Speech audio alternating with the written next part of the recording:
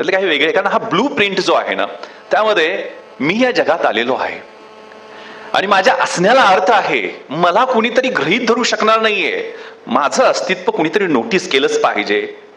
Albert आइन्स्टाईननी आपलं आयुष्य व्यतीत केलं आणि काही थिअरीज आणि सिद्धांत जगाला दिले आणि पूर्वीचं जग आणि आत्ताचं जग यामध्ये फरक पडला. न्यूटन, एडिसन यांच्या लाईफनं जीवनाची लाईफस्टाईल जगाची बदलून टाकली. महात्मा गांधी, नेल्सन मंडेला यांनी संस्कृतीमध्ये बदल आणले. रॉजर बॅनिस्टर, एडमंड हिलरी यांनी फिजिकल कॅपॅबिलिटी, शारीरिक क्षमता काय असतात, हेलन केलर, त्या शारीरिक क्षमतांच्या मध्ये विक्रम काय असू शकतात ते आपल्याला दाखवून दिलं. तबल्याची व्याख्या झाकीर हुसेननं बदलली, संगीताची व्याख्या AR रहमाननी बदलली, रुसो, वॉल्टेअर, सॉक्रेटस यांनी तत्वज्ञानाची व्याख्या बदलली. हे कलेक्टिव्ह कॉन्शियन्स वाढवण्याचं, उंच करण्याचं काम एक एक व्यक्ती करू शकते. प्रत्येक व्यक्तीचा जन्म हा एक काहीतरी मिरॅकल करण्यासाठी झालेला आहे, चमत्कार करण्यासाठी झालेला आहे आणि ते समाजाच्या हिताचं असेल, ते न्याय्य असेल, यासाठी प्रत्येकानं प्रयत्न केले पाहिजे. तर मी माझं कॉन्ट्रीब्युशन काय देऊ शकतो त्या ब्लू प्रिंटमध्ये? मी वृक्ष होऊ शकत नाही, मी एखादं बुश झुडूप होईल. मी स्टार होऊ शकत नाही, मी एक झुगझुगणारा दिवा होईल किंवा एक त्याला काय म्हणतात काजवा होईल. मी उडू नाही शकणार पण मी धावेल, धावू नाही शकला तर मी चालेल, चालू नाही तर रेंगाळत जाईल, खुरपडत जाईल, पण मी माझ्या ध्येयाच्या दिशेनं rise awake stop not till the goal is reached. उठ, जागा हो आणि तो जोपर्यंत ते ध्येय साध्य होत नाही, कारण ही तरुणाई त्याच्यासाठी आहे, हे वय त्याच्यासाठी आहे. 16, 17, 18, 19 हे क्रांतीचं वय आहे. खूप संभ्रम असतात. पण छत्रपती शिवरायांनी याच वयामध्ये सह्याद्रीला शेले पागोटे बांधून स्वराज्याचं नंदनवन स्थापन केलं. त्यावेळेला त्यांचे सवंगडी येसाजी, बाजी, तानाजी, धनाजी, संताजी हे त्याच वयाचे होते. मी कुठेतरी वाचलं होतं की शिवाजी कोणाला म्हणायचं? जो 65 किलोची तलवार बागवतो त्याचं नाव येसाजी. जो 2000 शत्रूंशी एकटा झुंजतो त्याचं नाव बाजी. जो हात तुटला तरी शत्रूशी लढत राहतो त्याचं नाव तानाजी. जो 18 तासात घोडा दिल्लीवरून पुण्याला घेऊन येतो त्याचं नाव संताजी. जो शत्रूच्या छावणीत घुसतो आणि शत्रूच्या छावणीचा कळस कापून आणतो त्याचं नाव धनाजी. जो ठाण्या वाघाला एकटा सामोरे जातो आणि त्याला उभा फाडतो त्याचं नाव संभाजी. आणि या सगळ्यांना एकत्र घेऊन स्वराज्याचं नंदनवन घडवतो त्याचं नाव शिवाजी. ते छत्रपती शिवराय शिवराजांशी आठवावे, जीवित तृणवत मानावे, इहलोकी परलोकी तरावे कीर्तिरूपे. का जगायचं? असे जगावे दुनियेमध्ये आयुष्याचे लावणी अत्तर, नजर रोखुनी नजरेमध्ये आयुष्याला द्यावे उत्तर.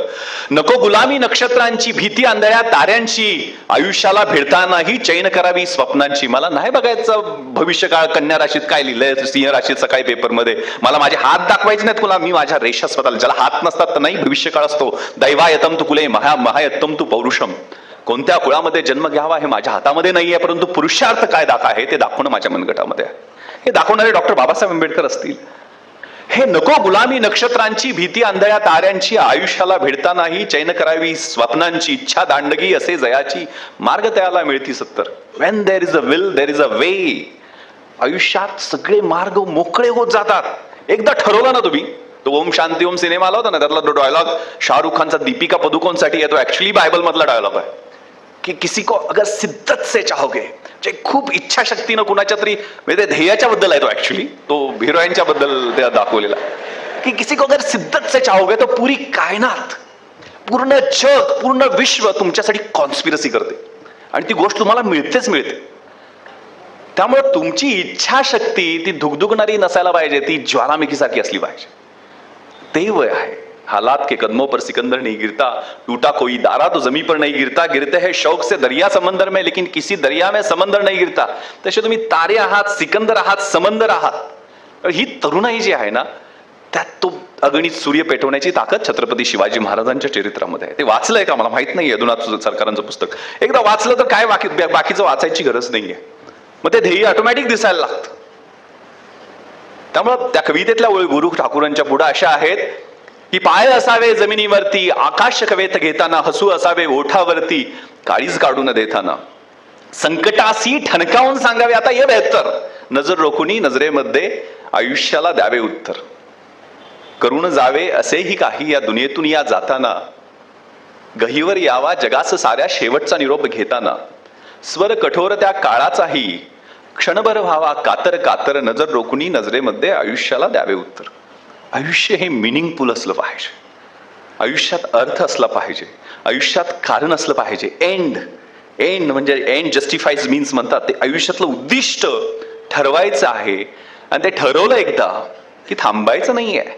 If we rest we rust, आपण जर आराम केला, थांबलो, तर आपल्याला गंज लागायला सुरुवात होते. त्यामुळे रस्त्यात थांबायचं नाही. ते हनुमानाची गोष्ट आहे ना, की प्रभू रामचंद्रांनी दिलेली अंगठी त्यांना घेऊन श्रीलंकेत जायचं असतं आणि ते 800 मैलाचं अंतर त्यांना पार करायचं असतं. आणि आपल्याला माहिती, उड्डाण घेऊन हनुमान जातात. त्यांच्या रस्त्यामध्ये 3 अडथळे आले. पहिला अडथळा होता मैनक पर्वत. मैनक पर्वत म्हणजे आजच्या भाषेत सांगायचं तर 5 स्टार हॉटेल सारख्या सगळ्या अमेनिटीज, गंधर्व, अप्सरा, फळफळावळ, पंचपक्वान्न सगळं तिथं होतं. आणि त्या अप्सरा त्यांना बोलवायला लागली, या जरा आराम करा हनुमानजी.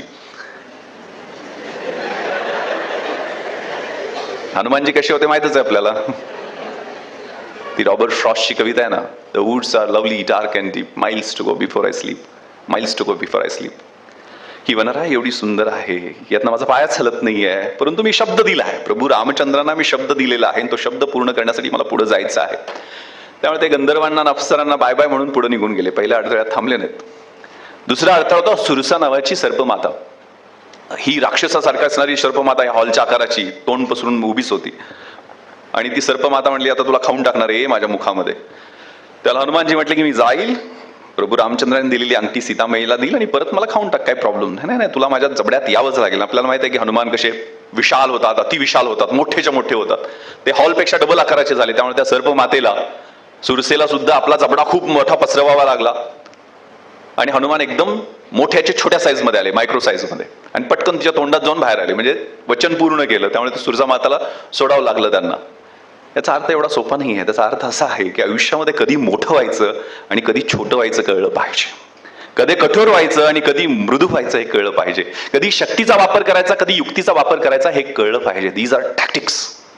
आणि तिसरी सिनिका, म्हणजे द्वेष, असूया, तिरस्कार, एकमेकाचं चांगलं न बघवण्याची वृत्ती.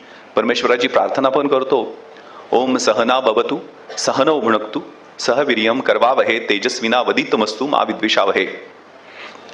God, let us protect both together. परमेश्वरा आम्हाला आमचं संरक्षण कर. परमेश्वरा आमचा स्वीकार कर. परमेश्वरा आम्हाला स्ट्रेंथ दे. परमेश्वरा आमचं ज्ञान एव्हर लास्टिंग ठेव, कायमचं ठेव. आणि let us not hate each other मा विद्विषावहे. हा सगळ्यात मोठा प्रॉब्लेम जो आमच्यातला आहे तो हा आहे, एकमेकांचं चांगलं न बघवण्याची वृत्ती. त्यामुळे तुम्ही ज्या वेळेला या फाउंडेशन मध्ये अभ्यास करता, टीमच्या स्वरूपात करायचं. टीम वर्क आहे हा अभ्यास. म्हणजे कुणाचं इकॉनॉमिक्स चांगलं असतं, कुणाचं राज्यशास्त्र चांगलं असतं, कुणाचा इतिहास चांगला असतो, कुणाचं स्टॅटिस्टिक्स चांगलं असतं, कुणाचं मेंटल ॲबिलिटी चांगलं असतं, कुणाचं टेक्नॉलॉजी आणि सायन्सवरचा अभ्यास चांगला असतो, कोण करंट इव्हेंट्स मध्ये चांगला असतो. आणि सगळ्यांनी येऊन एकत्र येऊन या जनरल स्टडीजचा अभ्यास करायचा. कोणी एसे कसं चांगल्या पद्धतीने लिहितं. तर हे टीम वर्क आहे आणि टीमच्या माध्यमातून तो अभ्यास करायचा. त्यामुळे सिनिका, जी एकमेकांचा तिरस्कार, चांगलं न बघवण्याची वृत्ती, ती सिनिका राक्षसीन जी होती, तिला कांदा फोडता तसं फोडून हनुमानजी पुढे निघून गेले. त्यामुळे आपलं उद्दिष्ट एकदा ठरवायचं, जे मी माझ्या आयुष्यामध्ये 11वी 12वीत असताना ठरवलं, 12वीत असताना स्पेसिफिकली. त्याच्या अगोदर मी खेड्यात होतो. कोकरूड माझं गाव आहे, इथनं 50 किलोमीटरवरती बॉर्डरवरती असणारं गाव आहे. शिराळाला शाळेला जायचो. 10वीत असताना मला माझ्यातलं पोटेन्शियल कळालं, कारण झाकली मूठ 1.25 लाखाची. आपल्यात पोटेन्शियल काय असतं, प्रत्येकामध्ये प्रचंड पोटेन्शियल असतं. मी सुरुवातीलाच सांगितलेलं आहे. कुणीतरी परवा मी गोष्ट डेव्हिड बेकहम नावाच्या माणसाची वाचली, की जो गाडी रिव्हर्स घेताना त्याला त्याच्या मुलाची 4 वर्षाच्या किंकाळी ऐकायला आली, तर तिची एसयू मोठी गाडी ती रिव्हर्स घेताना पाठीमाग बघतो तर आपल्या मुलाचा पाय त्या गाडीखाली अडकलेला आहे. आणि हे पाहिल्यानंतर त्या 70 किलोच्या माणसानं, बेकहमनी, ती 1700 किलोची गाडी लीलया उचलली. म्हणजे 70 किलो मध्ये 1700 किलो उचलण्याची शक्ती का प्राप्त झाली? कारण ती विल पॉवर, ती प्रेमातून आलेली होती, आगतिकतेतून आलेली होती, त्या आपल्या मुलाच्या जीव वाचवण्याच्या इच्छाशक्तीतून आलेली होती. त्यामुळे ही जी शक्ती आहे ती आपण कधी बाहेरच काढत नाहीये. ही नॉर्मल टाइम्स मध्ये, सामान्य काळामध्ये आम्ही ही शक्ती बाहेरच काढत नाहीये. आयुष्य हे 10 गिअरच्या सायकल सारखे एकाच गिअरवरनं आम्ही रखडत चालतो. ते 9 गिअर कधी वापरतच नाहीये. त्यामुळे हे ॲबनॉर्मल टाइम्स मध्ये जी शक्ती आमच्यामध्ये निर्माण होते ती बाहेर काढायची आहे. मी परवा डॉक्टर अमोल कोल्हेंना कार्यक्रमासाठी बोलवलं होतं युथ पार्लमेंटच्या. त्याला त्यांनी एक गोष्ट सांगितली की एक 4थीतला मुलगा आणि एक 8वीतला मुलगा दोघं शेतात गेले आणि शेतातल्या विहिरीमध्ये तो 8वीतला मुलगा पडला खाली. पडल्यावर ओरडायला लागला. हा 4थीतला मुलगा ओरडायला लागला. तर मदतीला कोणीच आलं नाही. कारण तिथं जवळपास कोणी नव्हतंच. मग यांनी एक रस्ता टाकला खाली आणि 4थीतल्या मुलांनी 8वीतल्या मुलाला बाहेर काढलं. गावात आल्यानंतर सगळ्यांना सांगायला लागले ते 4थीतल्या मुलं हे 8वीतल्या मुलाला वरती काढलं. सगळे अविश्वास दाखवायला लागले, कसं शक्य आहे, 4थीतला मुलगा 8वीतल्या मुलाला कसं बाहेर काढू शकतो. त्यावेळेला तिथले मुख्याध्यापक म्हणाले तो काढू शकतो, कारण त्याला आजपर्यंत कुणी सांगितलं नव्हतं की तू काढू शकत नाहीयेस. त्यामुळे ती जी आपल्यामधली आंतरिक शक्ती आहे तिला बाहेर काढायचं. त्यामुळे मी ज्या वेळेला 10वीला होतो मला माहित नव्हतं की मला 88% वगैरे मार्क मिळतील असं वाटत नव्हतं. पण माझ्या शिक्षकांनी मला 3 वाजता उठवायला सुरुवात केली. मी त्यांच्या घरी पेईंग गेस्ट म्हणून राहत होतो, आत्याच्या घरी जेवायला जायचो. आणि मला 3 वाजता त्यांनी उठवलं. 3:30ला कुडकुडत पहिले 8 दिवस तर मी झोपा काढल्या. पण ते 3:30 ते 8:30 5 तास ब्रह्ममुहूर्तावर अभ्यास करण्याची मला सवय लागली, जी मी UPSC पर्यंत तयारी करेपर्यंत ठेवली. जरुरी नाही बरं का तुम्ही आजपासून 3 वाजता उठायला लागाल, जरुरी नाही आहे. प्रत्येकाच्या अभ्यासाच्या वेळा वेगळ्या असतात. पण तो ब्रह्ममुहूर्त आहे म्हणतात 3:30च्या दरम्यान, तो 3रा प्रहर. त्यावेळेला जे काय वाचेल ते मेंदूत जायला लागलं. मी सर्वसामान्य विद्यार्थी 88% मिळवून शिराळा तालुक्यात पहिला आलो. त्यामुळे मला पहिल्यांदा पोटेन्शियल कळालं की माझ्यामध्ये अशी काहीतरी शक्ती आहे. आणि ज्यावेळेला मी कोल्हापूरला न्यू कॉलेजला शिकत होतो त्यावेळेला आमच्या कॉलेजमध्ये त्यावेळेचे टॉपर IASचे भूषण गगराणी सर त्यांचं व्याख्यान आयोजित केलेलं होतं. मग ते मराठी माध्यम, मराठी साहित्य, इंटरव्ह्यू सुद्धा मराठीत देता येतो. ही जी कलेक्टर कमिशनर बनवणारी परीक्षा आहे, कलेक्टर कमिशनर SP IG, हे तर सुरुवातीचे टप्पे आहेत. मी आता 45 वर्षाचा आहे, माझे 5 वर्ष झाले IG होऊन. आता मराठवाड्याचा IG होतो ना, आत्ता होतो. म्हणजे मी पुढच्या 2-3 वर्षांनी ॲडिशनल DG होईल आणि 52-53व्या वर्षी मी DG रँकमध्ये जाईल. भविष्यकाळात संधी मिळाली तर CBI IBचा डायरेक्टर होऊ शकतो. जो कमी वयात IAS IPS मध्ये येतात त्यांना सेंट्रल गव्हर्नमेंटमध्ये, कारण we belong to all India service, Indian police service किंवा इंडियन ॲडमिनिस्ट्रेटिव्ह सर्व्हिस किंवा इंडियन फॉरेन सर्व्हिस, या ऑल इंडिया सर्व्हिसेस आहे. त्यामुळे कमी वयात जर सिलेक्शन झालं म्हणजे तुम्ही 11व्या-12व्या वर्षी, मी आता एक अन्सार शेख नावाच्या मुलाचा सत्कार केला होता जालन्यामध्ये. तो मुलगा मिरॅकल, म्हणजे त्याचा 2 भाऊ आहेत. एक भाऊ दुसऱ्याच्या दुकानात काम करतो आणि 21व्या वर्षी तो अन्सार शेख IAS टॉपर झालेला आहे. तो का आश्चर्य आहे? कारण 3 म्हणजे आईला तर मनोरुग्णतेचे झटके आलेले होते. सगळं गाव त्या आईला जाऊन मारायचं. मग घरात करमायचं नाही म्हणून तो शाळेमधून जाऊन अभ्यास करायचा. तो त्याच्या भाषणात म्हणाला की मला नॉनव्हेज खूप आवडायचं आणि मला शाळेत पण मुलांनी चिडवण्यासाठी त्या खिचडी मिळायची ना शाळेच्या कुठल्या तर पोषण आहारात, असे योग दे, त्यात आळ्या असायच्या म्हणे आणि आळ्या असलेलं ते जेवण मला नॉनव्हेजचं जेवण वाटायचं. अशा प्रतिकूल परिस्थितीमध्ये अभ्यास करून तो IAS झाला. 2 टी-शर्ट, ते शर्ट मिळाल्यानंतर तो पूर्ण शर्ट धुवायचा नाही, कारण शर्ट खराब व्हायचं, तो फक्त काकेतच धुवायचं. 2 टी-शर्ट वरती तो राहिला. अशी विपरीत परिस्थितियों में कुछ लोग टूट जाते हैं और कुछ लोग रेकॉर्ड तोड़ देते हैं. ते रेकॉर्ड तोडण्याची इच्छाशक्ती त्या मुलामध्ये दिसली. त्यामुळे एकदा उद्दिष्ट ठरवलं, म्हणजे भूषण गगराणी सरांचं व्याख्यान ऐकलं. अरे ही परीक्षा जी IAS IPS एवढ्या मोठ्या पदांची आहे ती मराठीतनं देता येते. आपण मराठी माध्यमातले आहे, हे सर काय वेगळे नाहीत, BCom झालेत, कोल्हापूरमध्येच शिकलेत, आपण पण ही परीक्षा द्यायची. मग 12वीचा रिझल्ट लागला. त्यावेळेला माहित नव्हतं की इंजिनिअरिंग आणि मेडिकल करून IAS आणि IPS होता येतं. त्यावेळेला ह्यांनी काहीतरी BCom केलं, मराठी साहित्य घेतला, हिस्ट्री सब्जेक्ट घेतलेला आहे. आपण पण BA घ्यायचं म्हणून मी राजाराम कॉलेजला ऍडमिशन घेतलं. पण राजाराम कॉलेजची जी 3 वर्ष होती, आमदार साहेब वगैरे आमच्या पुढे होते त्यावेळेला थोडेसे, त्या 3 वर्षामध्ये माझी लाईफस्टाईल, माझी जीवनशैली, माझा कॉमन सेन्स आणि माझा अभ्यास यामध्ये मी अतिशय चांगल्या पद्धतीनं सांगड घातली. माझं रोजचं जीवन आणि माझ्या अभ्यासाच्या पद्धती, म्हणजे माझ्या खिशात डायरी असायची. गाडीचा एखादा नंबर दिसला 1859, तर 1859 साली महाराष्ट्राच्या इतिहासात काय झालं, भारताच्या इतिहासात काय झालं आणि जगाच्या इतिहासात काय झालं हे मी लगेच त्यात तपासायचो आणि लगेच चेक करून त्यात ऍड करायचो. मी 2nd इयरला होतो, मी डेप्टी कलेक्टर, मी फक्त IPSच झालो नाही, मी सेल्स टॅक्स इन्स्पेक्टर पण टॉपर होतो त्या वर्षी, डेप्टी कलेक्टर पण झालो होतो आणि IPS पण झालेलो होतो. एका वर्षी मी 12 परीक्षा पास झालेलो होतो. फिजिकलला मी सावंतसाहेब पास झालो नाही, PSIच्या फिजिकलपर्यंत गेलेलो होतो. पण मी 4थ्या राऊंडलाच थकलो, कारण माझा अभ्यास करून माझ्या अक्षरशः बरगड्या बाहेर आलेल्या होत्या. त्यामुळं त्या फिजिकलमध्ये मला कमी मार्क मिळाले. त्यामुळे मी त्यावेळेला PSI आणि STA वेगवेगळ्या परीक्षा झालेल्या होत्या 1996 मध्ये. तर मी इंग्लिशमध्ये टॉपर होतो. 92 मार्क होते मला 100 पैकी. का होते?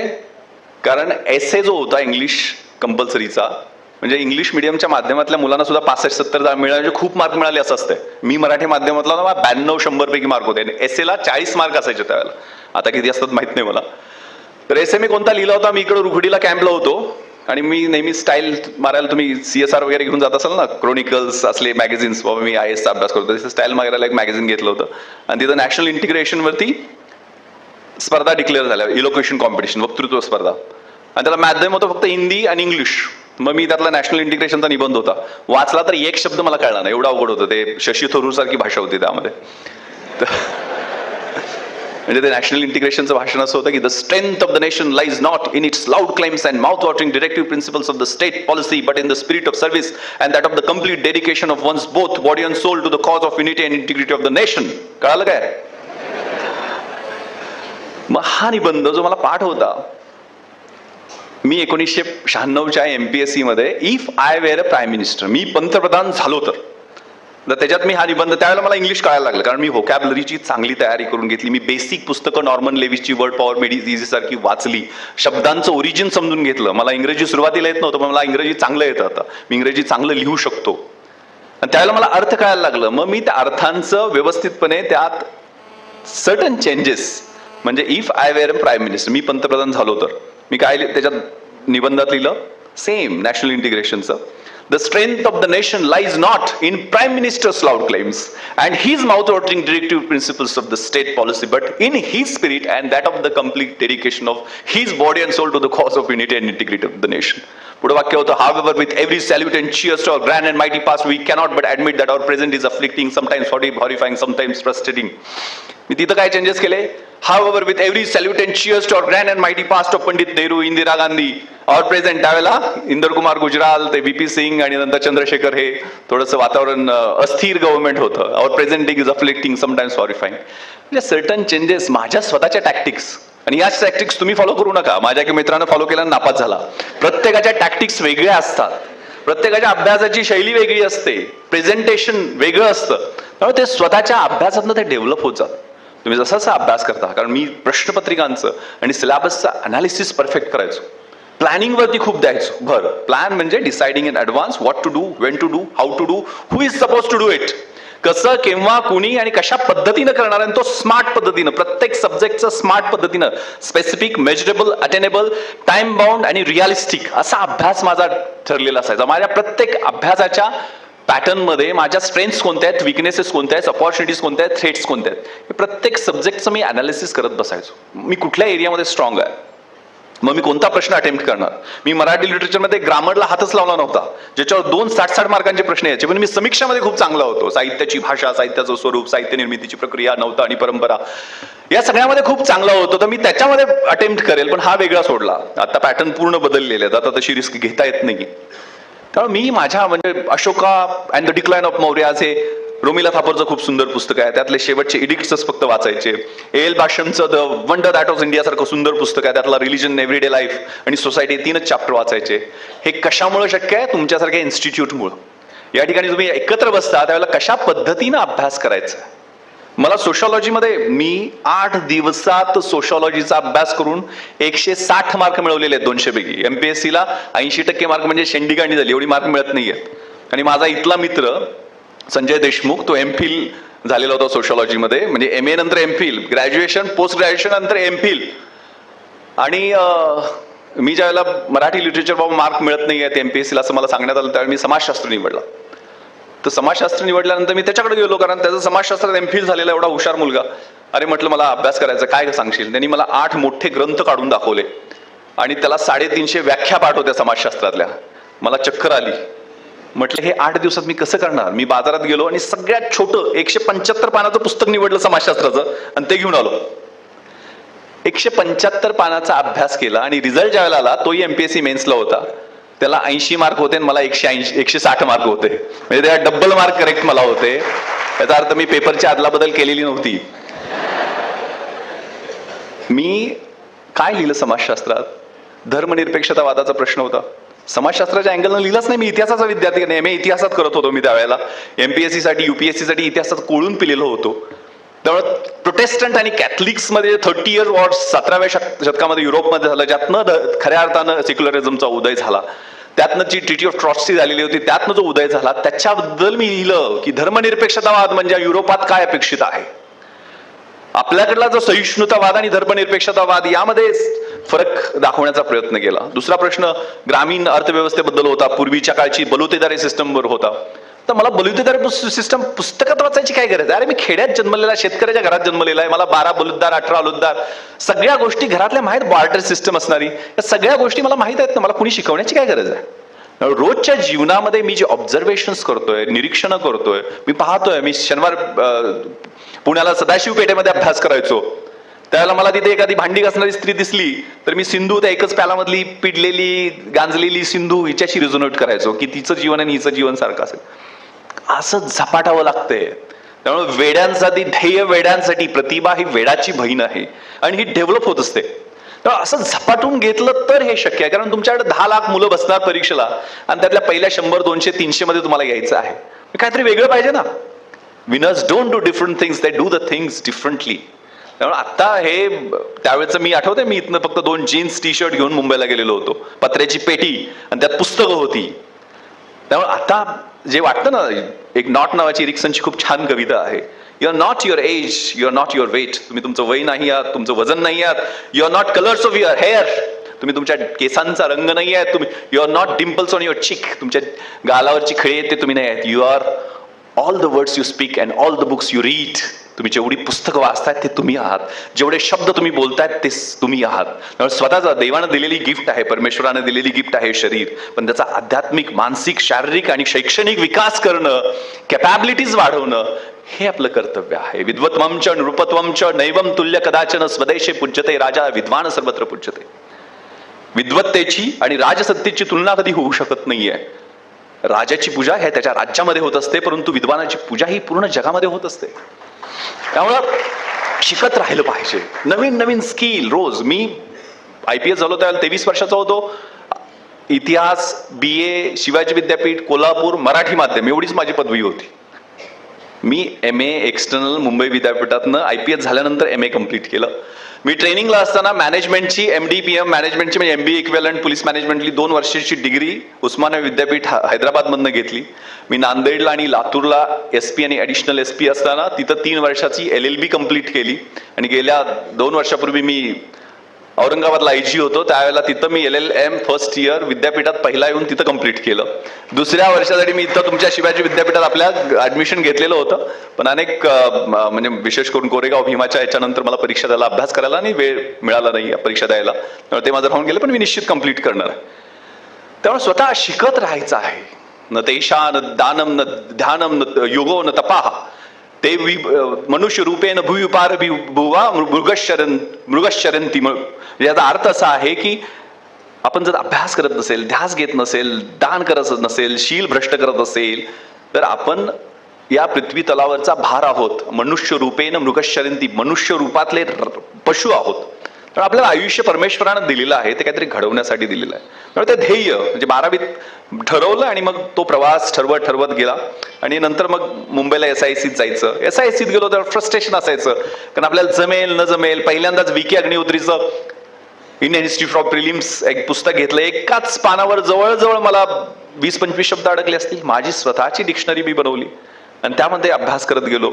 पुस्तकं खूप कठीण, म्हणजे 300-300 रुपयाला रोमिला थापूरच्या त्यावेळेला पुस्तक असायचं.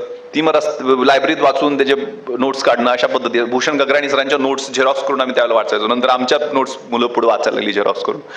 तर हे कल्चर एका इन्स्टिट्यूटमध्ये तयार होतं, जे तुमच्या ठिकाणी या ठिकाणी बनलेलं आहे. आणि सगळ्यात महत्वाचं, का सर्व्हिसमध्ये यायचं, Y, what is the purpose. हे सर्व्हिसमध्ये मान मरातब आणि स्टेटस या गोष्टी तर तुम्हाला मिळतात, म्हणजे ह्या गोष्टी ठरलेल्या आहेत.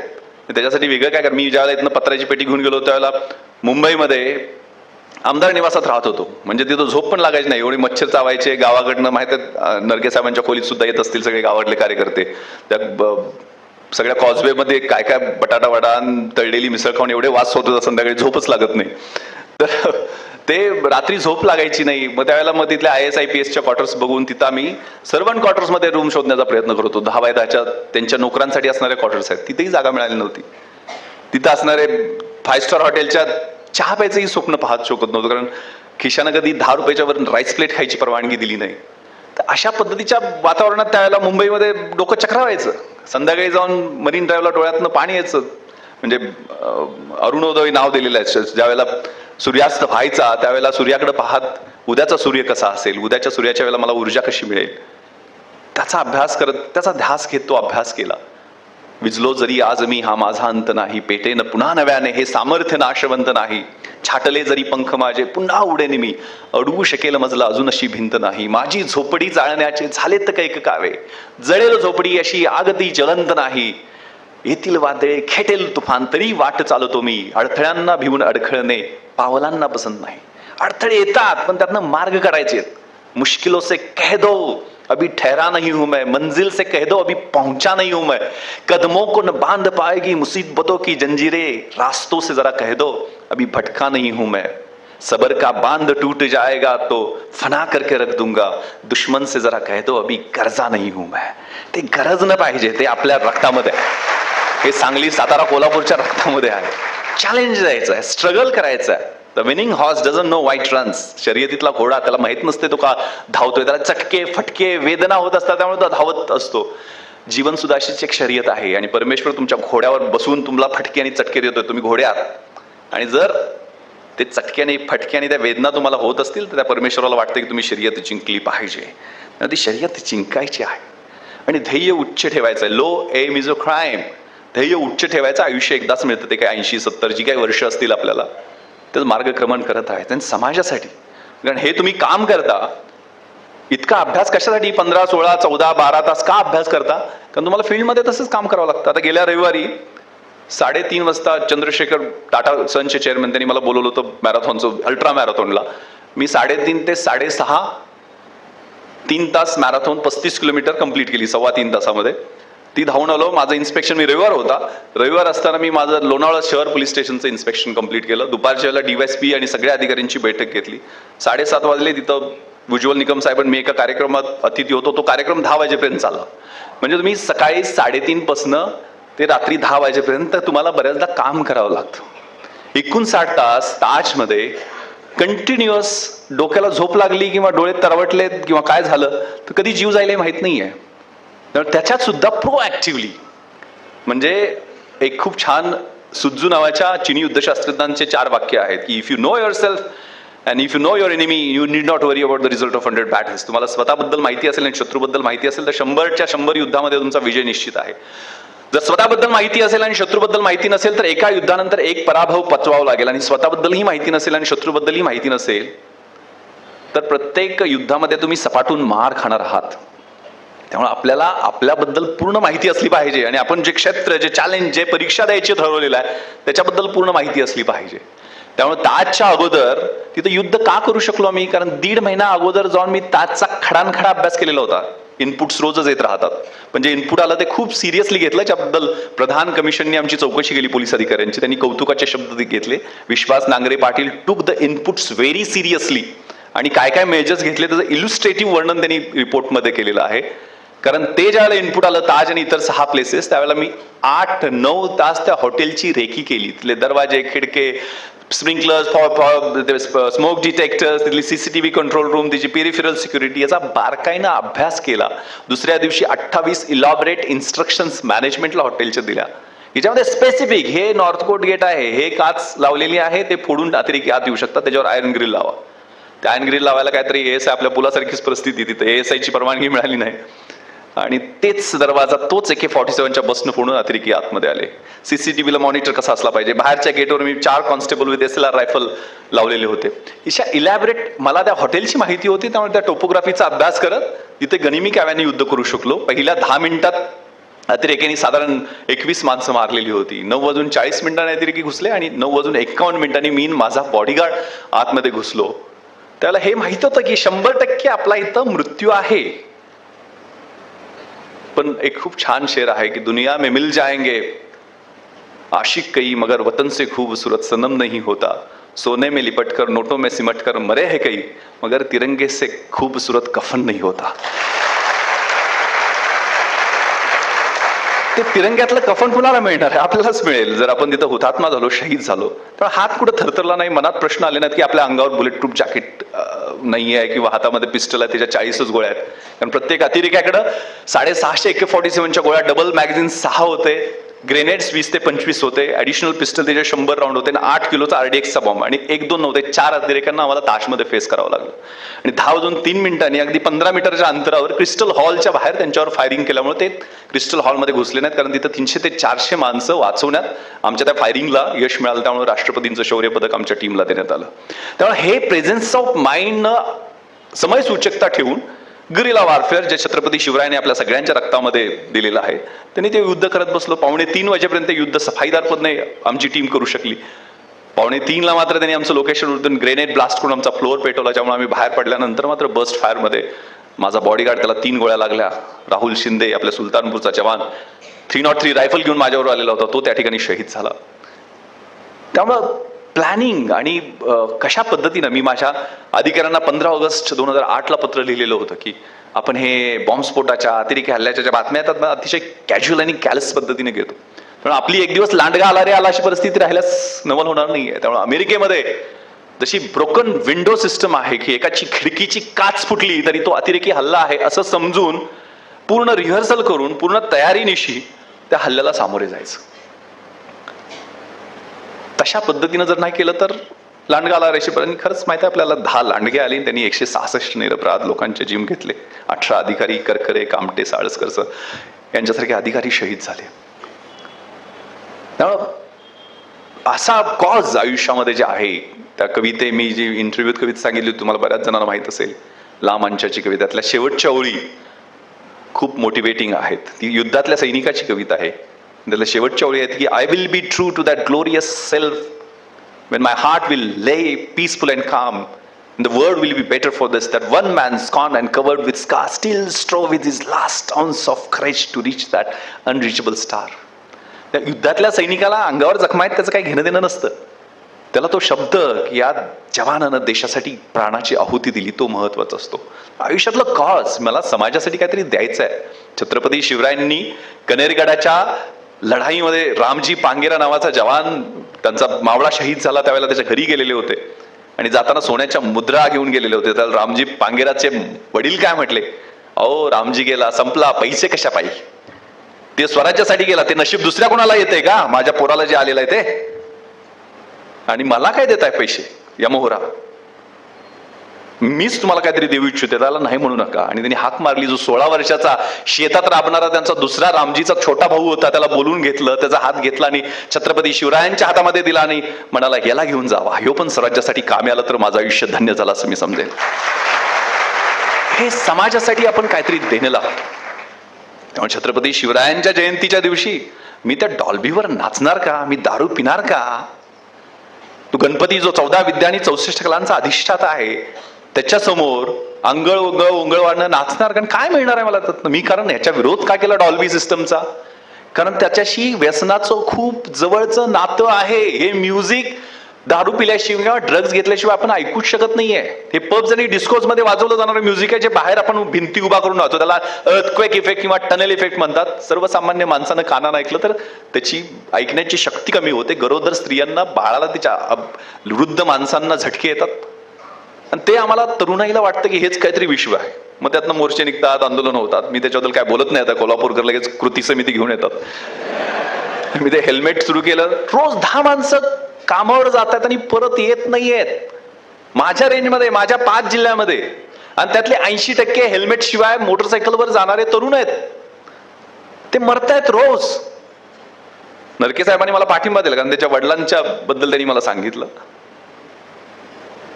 ते रोज 10 लोक तरुण कामावर जातात परत नाही. रोजची संख्या आहे. एक आपल्याला माहित आहे दारू पिऊन कशा पद्धतीनं गाडी खाली गेली की 13, म्हणजे ज्या छोट्या बाळाचा जन्म साजरा करण्यासाठी गेले तोच मुलगा निघून जातो.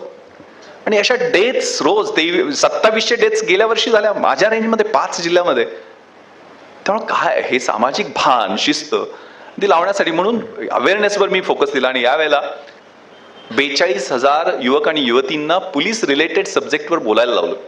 5 जिल्ह्यामध्ये गेले 2 महिने युथ पार्लमेंटच्या नावानं खूप चांगली स्पर्धा झाली, ज्याचं क्लोजिंग CVM साहेब आणि अक्षय कुमारला मी बोलवलेलं होतं. खूप सुंदर कार्यक्रम झाला की ज्यामध्ये पोलीस रिलेटेड सोशल मीडियाचा मिसयूज, सोशल मीडियावर ते दगड घेतलेली 10-12 वर्षाची पोरं फिरताना या समाजाच्या माणसाने गेलं मग याचंच डोकं मी फोडणार, यालाच मारून टाकणार, असे व्हिडिओज व्हायरल होतात.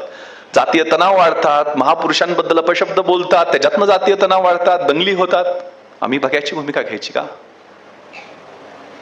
फंडामेंटलिझम, लेफ्ट विंग एक्स्ट्रीझम, परोकियालिझम, रिजनलिझम, लिंग्विझम, किती इझम्सनी आपल्याला पोखरून काढलेलं आहे. नक्षलिझम, त्या इझमच्या संदर्भात बोलायला लावलं. ट्रॅफिक मॅनेजमेंटमध्ये समाजाची भूमिका काय असू शकते? ड्रग्ज अब्यूज आणि त्यातनं व्यसनाधीनता कशी वाढते? लहान मुलांच्यावर आणि महिलांच्यावर होणारे लैंगिक अत्याचार. कारण 7,560 रेपच्या केसेस गेल्या 5 वर्षात झाल्या. त्यातल्या 30%, 2330 या 14 ते 18 वयोगटातल्या मुली आहेत. जे 30% या 4 वर्षातल्याच मुली या विक्टीम होत आहेत. आमचे डोळे कधी उघडणार? या मुलींना सांभाळणं हे आमचं काम नाहीये का?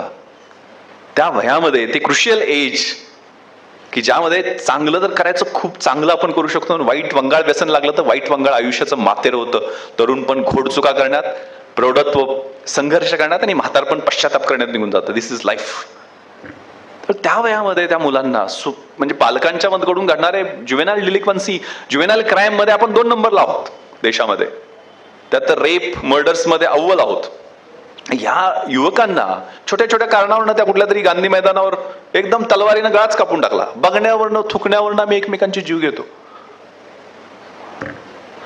तर ही आम्ही जी परंपरा सांगतो शाहू फुले आंबेडकरांची, छत्रपती शिवरायांच्या विचाराची, त्या विचारधारेमध्ये जी काही वाईट वळणं लागतायत ती सगळ्यांनी कलेक्टिव्ह रिस्पॉन्सिबिलिटी आणि कलेक्टिव्ह कॉन्शियन्स हे खूप महत्वाचं आहे. त्यामुळे समाजात एक प्रेशर ग्रुप्स तयार झाले पाहिजेत. मी आता IG MESP नाही आहे, माझा रोल खूप स्पेसिफिक आहे, माझा सुपरविजनचा रोल आहे. त्यामुळे मी प्रत्येक जिल्ह्यात या ठराविक गोष्टी केल्या.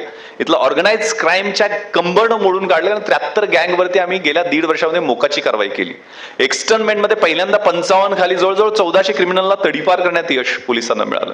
पण हे मेजर गुन्हे, पण स्ट्रीट क्राईम, रस्त्यावरची सुरक्षितता, याच्यासाठी आपण सगळ्यांनी उभा राहणं गरजेचं आहे. कारण मी आता परवा इन्स्पेक्शन पुण्याचं करत होतो, मला लक्षात आलं चाकणसारखं पोलीस स्टेशन जिथं इंडस्ट्री आहे, कामगारांचा प्रॉब्लेम आहे, तिथं 57च कर्मचारी, म्हणजे 5 कॉन्स्टेबल फक्त ट्रॅफिकला देऊ शकतो. मग ट्रॅफिकची जबाबदारी आपण काय घेऊ शकणार नाही? नाईट राऊंड मध्ये ग्राम रक्षा दल म्हणून आपण का पुढे येऊ शकणार नाही? प्रत्येक गावानं कॉर्पस बनवून 2 गावातले 1 सर्व्हिसमॅन असतील किंवा 2 जवान असतील, त्यांना 2 वेपनची लायसन आपण देऊ ना, 12 बोरची. त्या गावाची सुरक्षितता त्यांनीच करायची. 10 महिलांनी पुढे यायचं. 10,000 दारूच्या केसेस आम्ही गेलेले आणि त्यातल्या 4 केसेसमध्ये कन्व्हिक्शन मिळालेलं आहे. म्हणजे हे सगळं कागदोपत्री आहे का? त्या केसेस कधी कन्व्हिक्ट होणार? ज्याला सर्वसामान्य माणूस साक्षीदार म्हणून आमच्या पुढे येईल. कोणी साक्षीदार व्हायला तयार होत नाहीये. ऍक्सिडेंट, माणूस रक्तात थरवळ्यात आहे, तो मरताना पाहून सुद्धा आम्ही पोलीस कंट्रोल रूमला फोन करत नाही. कशाला ते लफडण, डोक्याला त्रास होत असेल त्रास, पण त्रास घेणं आमची जबाबदारी नाहीये का? कुठेतरी मी ओळी वाचलेला होता की यदि तुम्हारे घर के एक कमरे में आग लगी हो तो दूसरे कमरे में सो सकते हो क्या? यदि तुम्हारे घर के एक कमरे में लाश सड़ रही हो तो दूसरे कमरे में तुम गा सकते हो क्या? यदि इस सवाल का जवाब हाँ है तो मुझे तुमसे कुछ भी नहीं कहना है, because you are the next. तुझा पुढे मृत्यू होणार आहे, तू त्या रक्ताच्या थरोळ्यात पडणार आहेस. तू कधी होणार? तुझे कान आणि डोळे कधी उघडे करणार? ही सोशल कमिटमेंट आम्ही कधी घेणार आहे? सगळंच काय दंडुक्याने समजावून सांगायचं का?